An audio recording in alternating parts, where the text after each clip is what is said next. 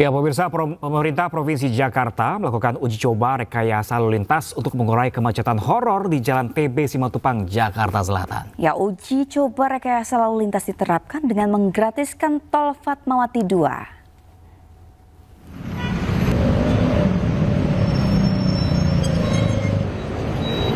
Pemprov Jakarta bersama Kementerian Pekerjaan Umum menggelar uji coba penggunaan satu lajur paling kiri dari gerbang tol Fatmawati 2 menuju arah Lebak Bulus secara gratis. Kebijakan ini sebagai upaya mengurai kemacetan di sekitar stasiun MRT Fatmawati dan Jalan TB Simatupang. Kebijakan berlaku hanya untuk kendaraan roda 4, tidak berlaku untuk kendaraan roda 2 atau kendaraan lebih dari roda 4. Uji coba dilaksanakan pada Senin hingga Jumat, mulai tanggal 15 hingga 19 September 2025, pukul 5 sore hingga 8 malam. Jadi untuk TB Simatupang, alhamdulillah kami sudah mendapatkan persetujuan izin dari Kementerian PU untuk melakukan mengalihkan arus termasuk nanti pengaturan di dalam jalan tol.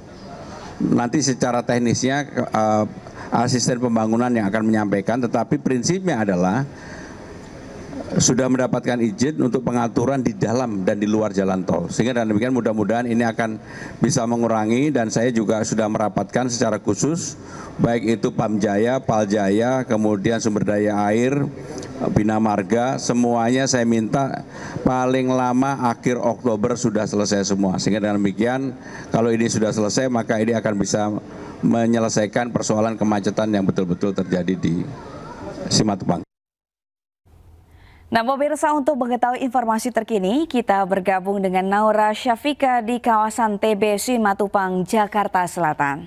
Iya, selamat siang rekan Naura. Kalau dari pantauan Anda pada siang hari ini, seperti apakah kondisi arus lintas siang ini TB Simatupang? Apakah semakin macet di sana? Ya, selamat siang Pram dan juga Sabrina. Saat ini sekitar pukul setengah 11 siang waktu Indonesia Barat.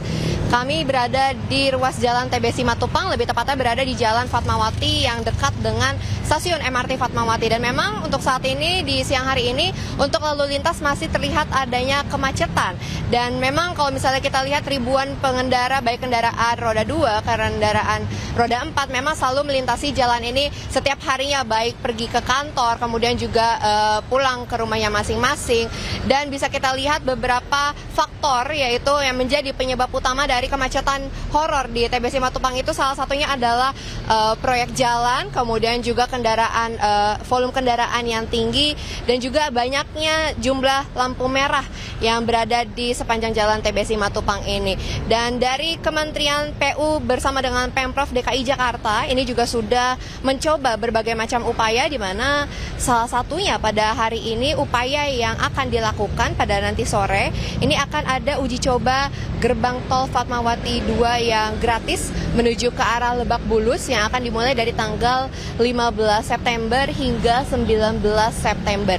Dan nantinya hari ini tadi kami mendapatkan informasi juga bahwa nanti di pukul 5 sore akan ada dari Dishub yang menuju ke Jalan Fatmawati ini untuk melakukan peresmian uji coba dari hari ini. Di mana memang hari ini uji coba akan dimulai pada pukul 17 waktu Indonesia Barat hingga 20 waktu Indonesia Barat. Sehingga diharapkan dengan adanya uji coba ini dapat mengurai kemacetan yang ada di sekitar jalan sepanjang jalan TB Simatupang ini. Sementara itu, Pram dan juga Sabrina.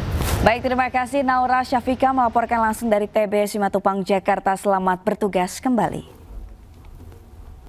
Ya, pemirsa, seorang warga negara asing asal Belanda terjatuh dan mengalami patah kaki saat tengah berwisata di air terjun Lombongo, Taman Nasional Bogaini Nani Wartabone, Kabupaten Bone Bolango, Gorontalo. Ya, pemirsa, ini proses evakuasi memakan waktu 7 jam karena medan yang cukup ekstrim. I want to call Israel dulu. Rescue team. No. I will go.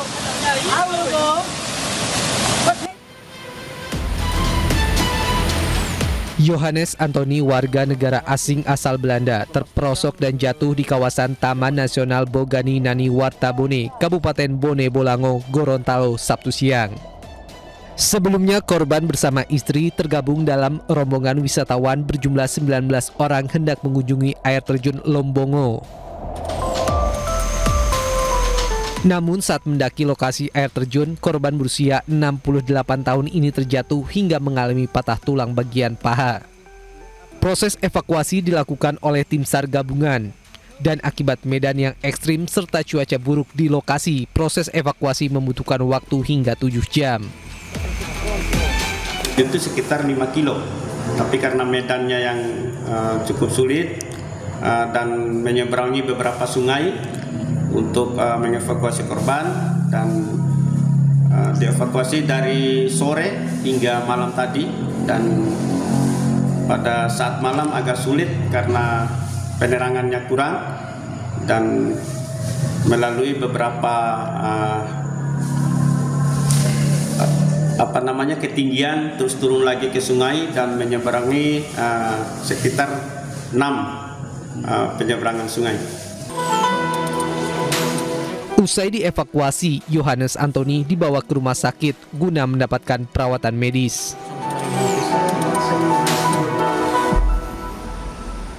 Kita beralih ke informasi lain, pemirsa. Pencuri yang satu ini pun begitu mudah untuk ditangkap. Ya, lantaran kelelahan saat beraksi, pelaku ketiduran di ruang kantor Dinas Tenaga Kerja di Pelalawan, Riau dan berhasil ditangkap karyawan. Maling nih. Ketiduran.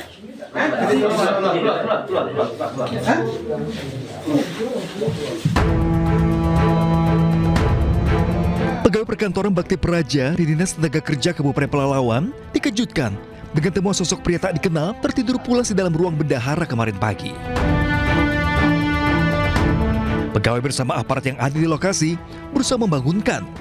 Dan benar saja, ternyata pria tersebut adalah seorang maling. Dalam pengakuannya, pelaku sengaja masuk melalui plafon samping dan mengambil sejumlah barang berharga. Namun karena terlalu mengantuk, pelaku memutuskan untuk tidur. Kepolisian yang tiba di lokasi pun langsung membawa pelaku ke kantor Polsek Pangkalan Kerinci. Selain barang curian yang telah pelaku kumpulkan, ditemukan juga tas pelaku yang berisikan berbagai macam kunci yang diduga digunakan untuk melancarkan aksinya. Ya, pagi tadi, kita menjelang masuk jam kantor, salah satu anggota saya masuk ke ruangan, di ruang bendahara. Nah, pertama ditemukan itu ada rokok, tas gitu. Jadi curiga. Pas dilihat di gudang ditemukan orang yang tidak dikenal itu lagi tertidur.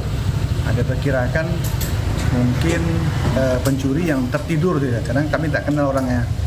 Nah, karena orang tidak kenal, ruangan kita kunci, lalu kami menghubungi Satpol PP dan Polres. Karena pihak kantor tidak merasa dirugikan, pelaku hanya dikenakan surat perjanjian untuk tidak mengulangi perbuatannya dan berdamai dengan Dinas Tenaga Kerja. Pelaku pun diizinkan pulang. Pihak Dinas Dinaker, kemudian pihak Disnaker membawa tersangka ini ke Polsek Pangkalan Kerinci. Namun karena barang belum sempat diambil, pihak Disnaker tidak membuat laporan polisi di Polsek tersebut dan melakukan secara berdamai. Nah, kita pihak kepolisian Bang tidak melanjuti kasus ini? Tidak melanjuti kasus karena kedua belah pihak telah berkata berdamai dan pihak Disnaker tidak membuat laporan polisi di Polsek.